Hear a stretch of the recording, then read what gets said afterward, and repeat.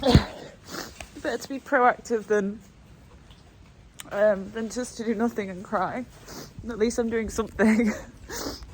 As each sheep goes through, we're looking at what marks they've got from scanning, and then we're also having a feel down the back just to check the condition.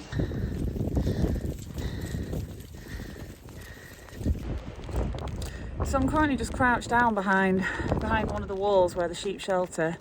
I've just been filling up the hay crotch, and the sheep are at the feeder there behind me, and it is very wet and very muddy. It's not forecast a good week.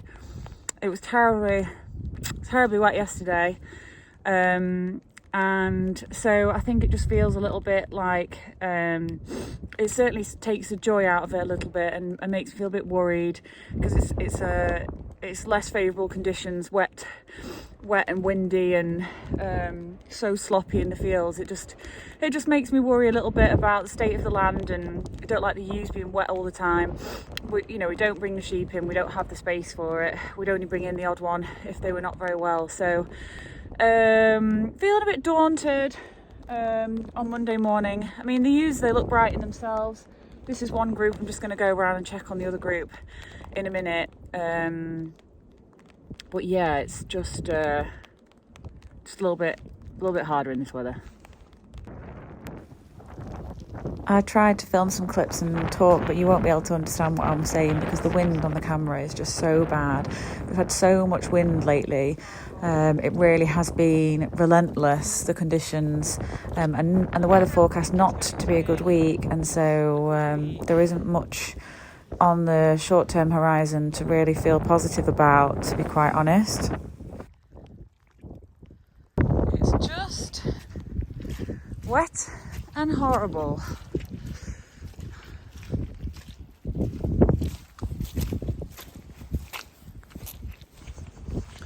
And I think I just have to mention that when I talk about the weather, I'm aware that farming, you have to put up with whatever the weather throws at you. But of course, I'm going to be more appreciative of conditions that are favourable for keeping livestock. And when it's not so good, it is going to bother me because I like to see them having a good time. I like to see them enjoying life, not sheltering constantly. When I got to the first group of sheep, they seemed all quite bright, and when I got to the second group, I felt more concerned for this group. Some of them just looked to be not doing so well, more on the poor side.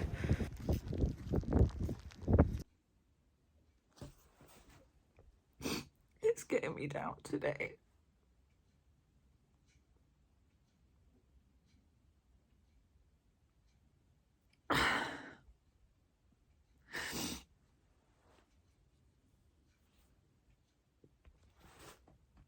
It's a rotten time of year, and the condition of the ewes is really important, and I don't want to do the wrong thing.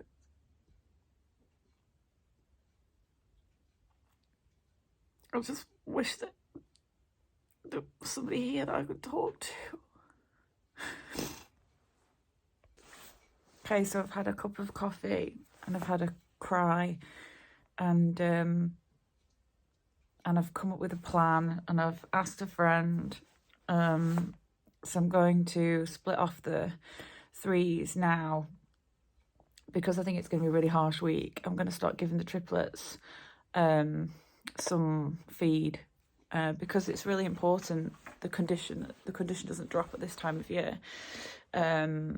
So I think that is what I need to do. Is I just need to be proactive and not just freeze and panic and not do anything and cry about it. Obviously I have to cry about it if I feel the emotions. Just feel a bit lost for a few minutes, but now I have come up with a plan. That is what we'll do, and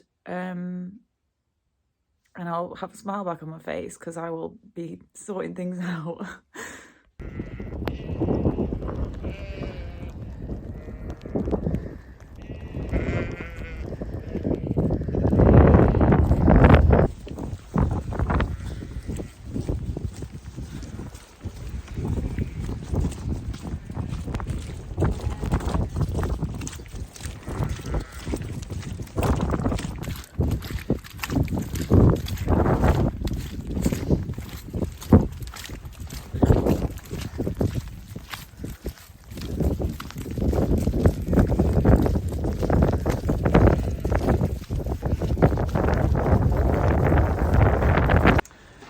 What's the plan? What's been happening today? I'm feeling very emotional. I'm feeling very emotional and overwhelmed. So what are we doing, Nick? We're going to try and do one of the jobs that's going to take your worries away a bit. Yeah. Split the singles, twins, triplets off. Condition checking the sheep, dividing them up and running them through the footpath again. Yeah. And in splitting them off, we're going to make sure the triplets are getting enough food, aren't we?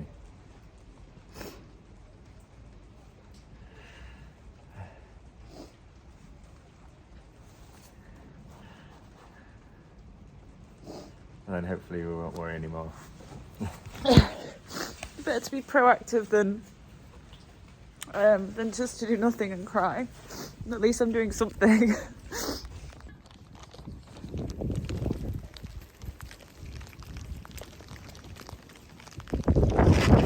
Come on!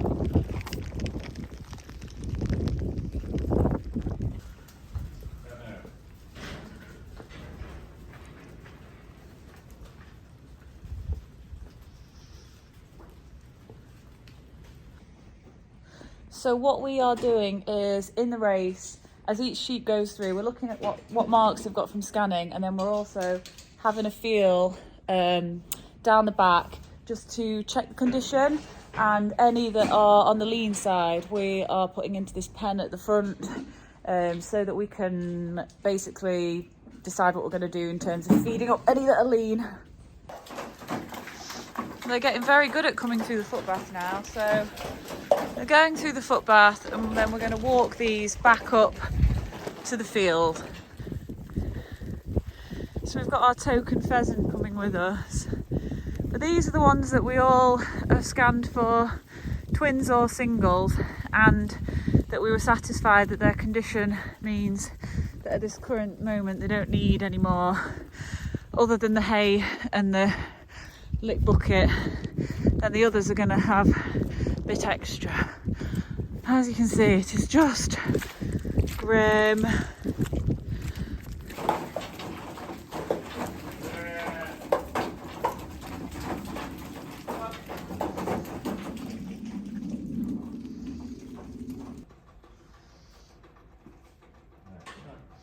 Felix has been here for the whole process, looking not very impressed. So she's going in the pen.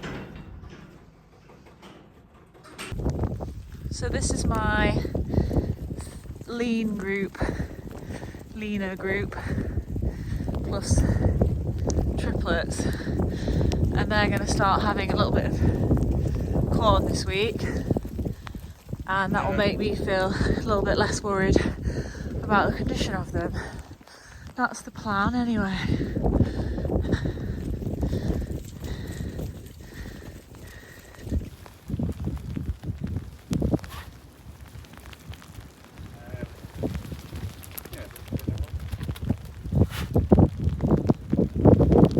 They're all having a good shake.